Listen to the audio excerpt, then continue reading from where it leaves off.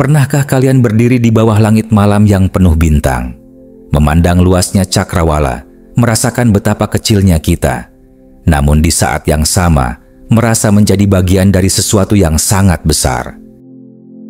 Bintang-bintang itu, mereka telah ada jauh sebelum kita lahir. Mereka akan tetap ada jauh setelah kita tiada. Tapi malam ini, mereka bersinar hanya untuk kita yang menatapnya. Apa yang kita lihat? Cahaya, jarak, gas dan debu kosmik, atau sesuatu yang lebih? Di satu sisi, sains memberi kita jawaban. Ia mengajarkan bahwa bintang adalah reaksi nuklir raksasa, bahwa semesta ini berusia 13,8 miliar tahun, bahwa kita berasal dari ledakan bintang yang telah mati jauh di masa lalu.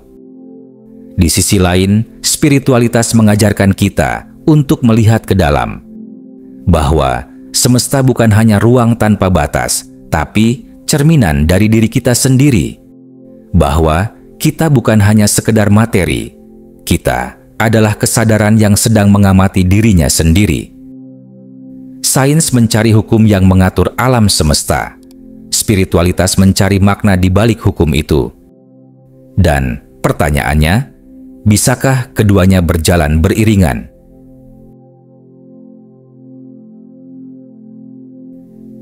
Carl Sagan pernah berkata, kita semua terbuat dari materi bintang, bukan metafora.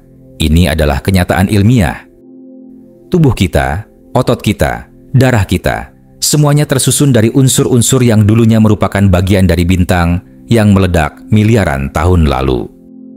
Hidrogen dalam air yang kita minum adalah unsur pertama yang terbentuk setelah Big Bang. Karbon dalam tubuh kita berasal dari inti bintang yang telah lama mati. Kita bukan hanya penghuni semesta, kita adalah semesta yang sedang memandang dirinya sendiri. Tapi, apa artinya? Apakah kita hanya sekedar partikel yang berkumpul karena hukum alam? Ataukah ada sesuatu yang lebih dari itu? Para ilmuwan melihat ke langit dan bertanya, bagaimana semua ini terjadi? Para pencari spiritual melihat ke dalam dan bertanya, mengapa semua ini terjadi? Dua pertanyaan yang berbeda. Tapi mungkinkah jawabannya adalah satu? Mungkin kita bukan hanya sekedar kumpulan atom dan molekul. Mungkin kesadaran yang kita miliki adalah bagian dari sesuatu yang lebih besar. Mungkin kita adalah bagian dari jiwa semesta yang sedang mengalami dirinya sendiri dalam berbagai bentuk kehidupan. Kita bukan hanya terbuat dari bintang. Kita adalah bintang yang berusaha memahami cahayanya sendiri.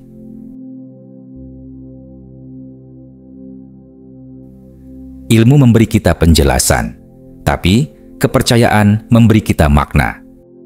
Seorang ilmuwan akan berkata, matahari bersinar karena reaksi fusi hidrogen. Seorang mistikus akan berkata, matahari adalah lentera cinta yang menghidupi dunia. Dan seorang pencari kebijaksanaan akan bertanya, mengapa keduanya tidak bisa benar pada saat yang bersamaan? Ilmu menyingkap realitas, tapi spiritualitas mengajarkan kita cara menghadapinya. Ketika badai datang, sains bisa menjelaskan bagaimana awan terbentuk, bagaimana petir menyambar, bagaimana angin bertiup. Tapi spiritualitas mengajarkan kita bagaimana menghadapi badai dalam hidup. Keduanya bukan musuh. Mereka adalah dua mata dari satu wajah yang sama. Dalam fisika, ada prinsip ketidakpastian Heisenberg, bahwa semakin kita mencoba mengamati sesuatu, semakin kabur hasil pengamatannya. Semakin kita ingin mengendalikan sesuatu, semakin sulit kita memahami hakikatnya. Bukankah itu pengingat bahwa ada hal-hal yang tidak bisa hanya diukur dengan angka, tetapi harus dirasakan dengan hati, seperti cinta, seperti harapan, seperti doa yang kita panjatkan di malam-malam sunyi tanpa tahu apakah ada yang mendengar, tapi tetap kita lakukan karena hati kita percaya. Dulu, nenek moyang kita menatap langit untuk mencari arah. Mereka membaca bintang, bukan hanya untuk navigasi, tetapi juga untuk memahami tempat mereka di alam semesta ini. Hari ini, kita punya teleskop yang bisa melihat hingga ke ujung jagat raya. Tapi, pertanyaannya tetap sama. Siapa kita? Dari mana kita berasal? Kemana kita akan pergi? Seorang astronom akan berkata, kita adalah hasil dari miliaran tahun evolusi kosmik. Seorang penyair akan berkata, kita adalah debu bintang yang rindu pulang.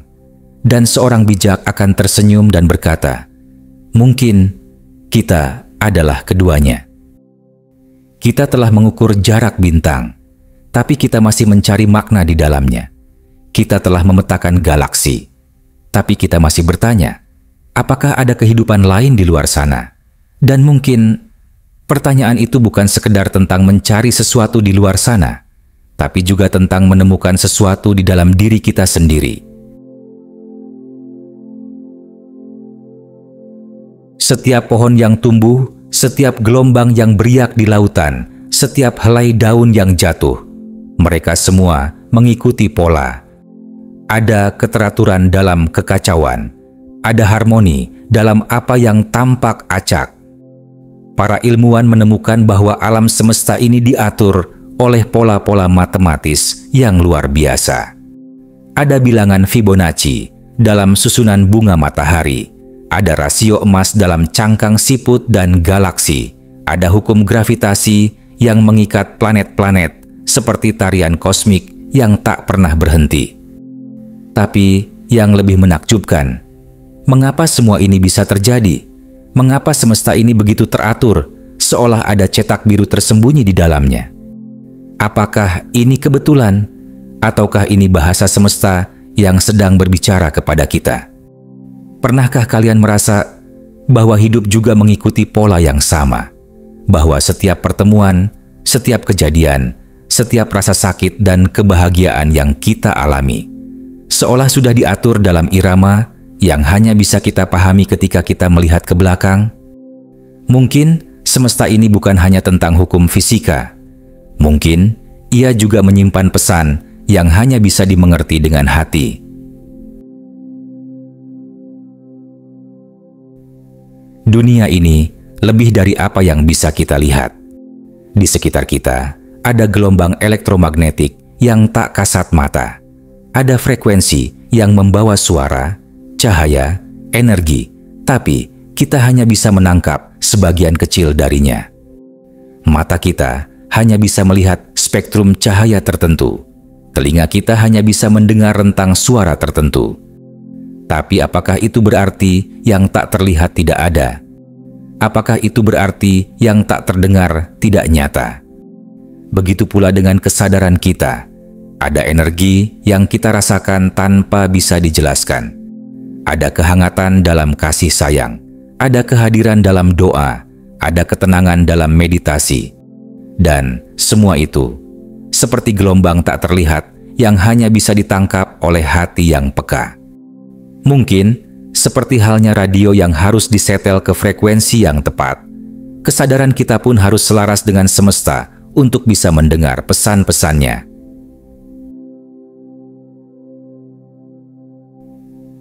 Waktu adalah misteri terbesar yang pernah ada.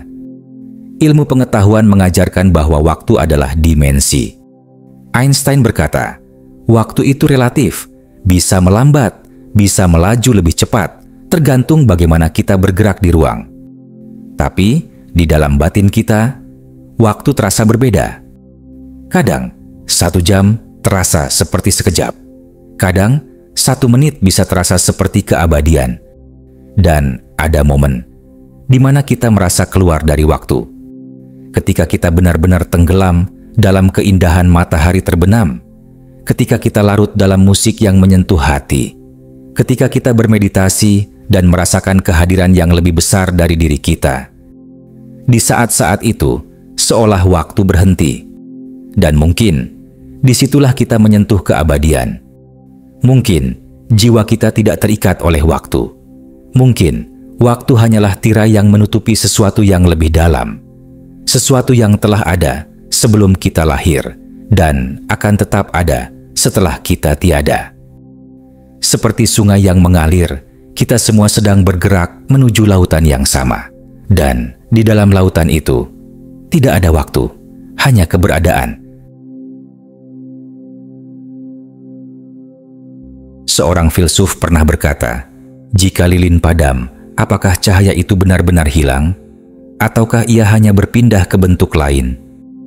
Begitu pula dengan kita. Tubuh ini sementara, kehidupan ini singkat, tapi ada sesuatu di dalam diri kita yang lebih dari sekedar tubuh ini. Ada sesuatu yang tidak bisa diukur oleh sains, tidak bisa dihancurkan oleh waktu. Ada sesuatu yang terus menyala, meski lilin padam. Dan mungkin itulah yang disebut dengan kesadaran sejati. Carl Sagan pernah berkata bahwa kita adalah bagian dari semesta, tapi para pencari kebijaksanaan berkata bahwa semesta juga ada di dalam diri kita. Seperti api kecil yang berasal dari nyala matahari, kesadaran kita adalah percikan kecil dari kesadaran semesta yang lebih besar. Dan itulah sebabnya, ketika kita melihat ke langit, ketika kita mencari sesuatu yang lebih besar dari diri kita, yang sebenarnya kita cari adalah cahaya yang telah ada di dalam diri kita sejak awal.